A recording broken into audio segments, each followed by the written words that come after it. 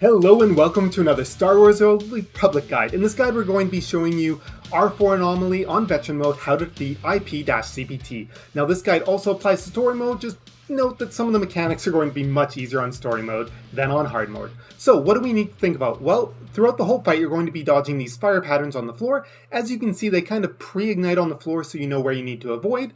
We're also going to have these laser mechanics coming out of the wall where you see those red lines on the wall, being dodging those, and then there's going to be these grenades, these large red circles and these small red circles that all players need to try and avoid overlapping on each other. Now, the boss comes kind of in two different positions. He's either going to be down on the floor where you should all be DPSing him, or he'll be up in the air where you're having to deal with multiple different mechanics. So, panel clicking is the first mechanic. This removes the shield from the bombs.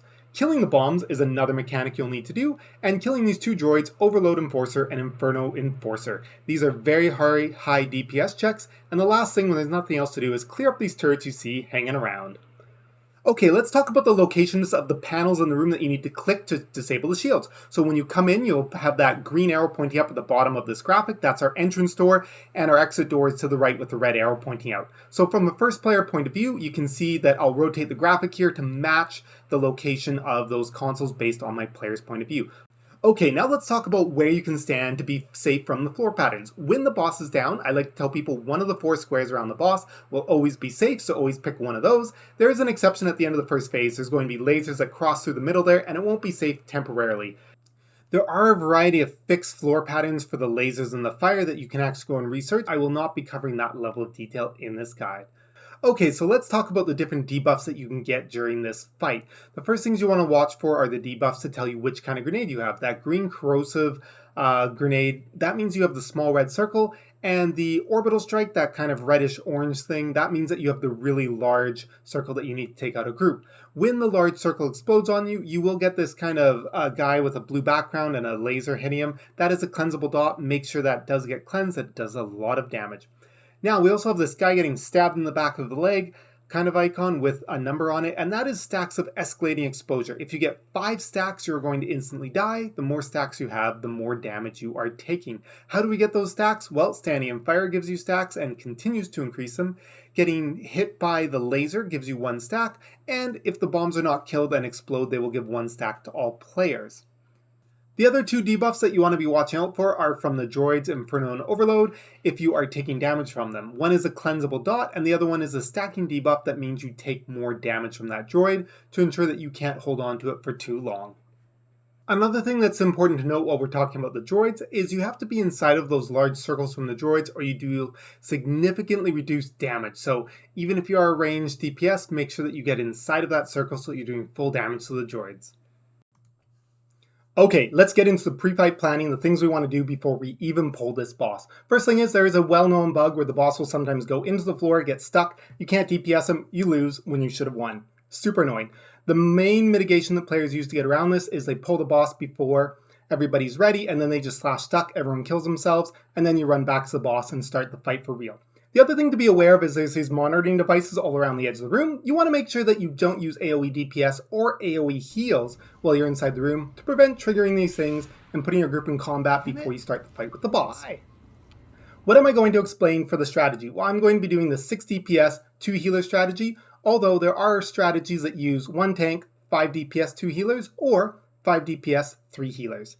2 of your DPS must have a taunt to be able to deal with the droid mechanic. If you have 3, that makes it even a bit easier. So how do we want to split and assign people up? Well, you want to take, for this strategy that I'm covering, 1 healer and put them on the pink or triangle panel in the bottom right. They won't do a lot of healing while they're on panels.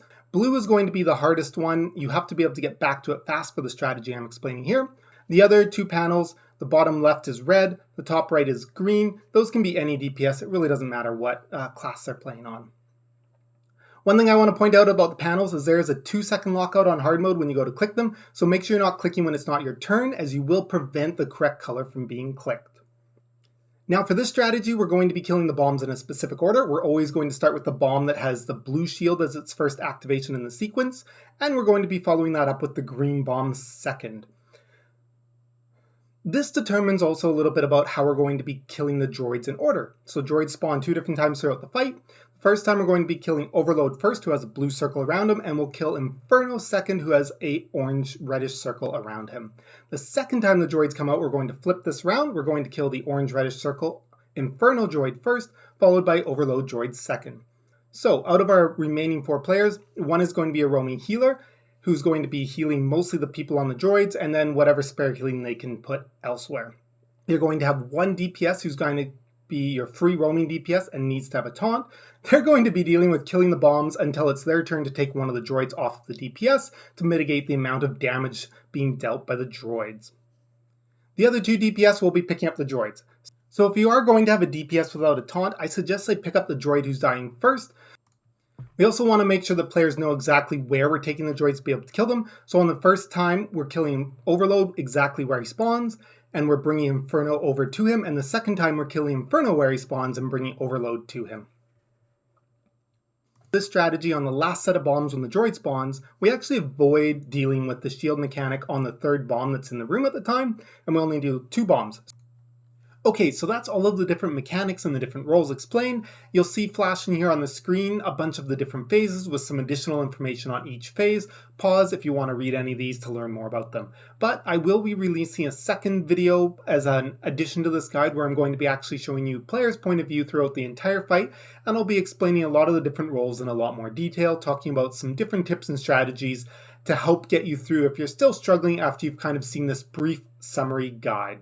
Do note that IP on hard mode is one of the hardest veteran mode bosses or hard mode bosses in the game right now. So yeah, it takes a very skilled group that has a lot of experience at raiding, and you should definitely consider practicing a lot of these mechanics on story mode before you sink your teeth heavily into hard mode.